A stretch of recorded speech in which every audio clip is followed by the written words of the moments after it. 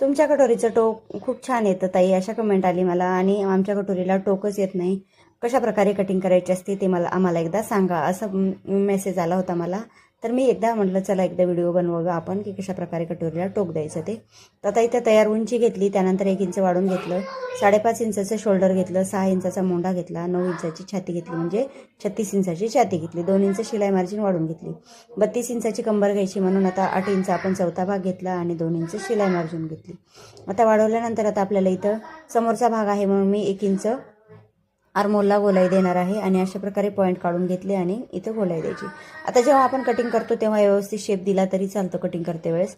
आणि 6 इंचाचा आता इथं गळा रुंदी घेतलेली आहे मी आणि 1 इंच शिलाई मार्जिन समोरचा भाग आहे म्हणून वाढून घेतली.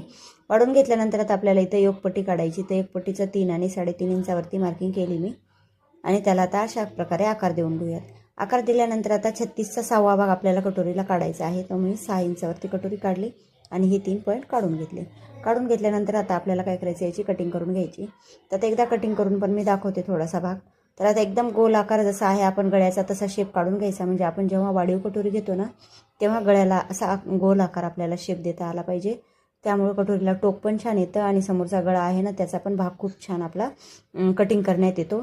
आणि त्यानंतर आपण डायरेक्ट कापडावरती हे भाग आपण ठेवून कटोरी कटिंग करत असतो. तर म्हणून आपण पहिलेच जेव्हा कापडावरती कट करतो, पेपरवरती कट करतो, तेव्हा अशा प्रकारे आपल्याला व्यवस्थित भाग वाढून घ्यायचा असतो. तर आता इथं बघा मी थोडासा आकार वाढून घेतला आणि 1.5 इंचावरती कटोरी पॉईंट देऊन घेतले. आता 1.5 इंच तिन्ही पॉईंट 1.5 इंच घेतले म्हणून वाढून घेतले. त्यानंतर इथं अर्धा इंच, इथं पाव इंच आणि ही पॉईंट वाढून घ्यायची. आता वाढून घेते वेळेस गळ्याला थोडासा छान आकार द्यायचा, असा गोल आकार, आणि मग पॉईंट आपले जोडून घ्यायचे. आता जेवढा भाग आपण वाढवला होता तेवढा भाग आपल्याला इथं टक्सला द्यायचा आहे.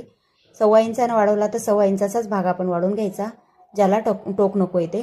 आता बघा अशा प्रकारे टोक आलेला आहे.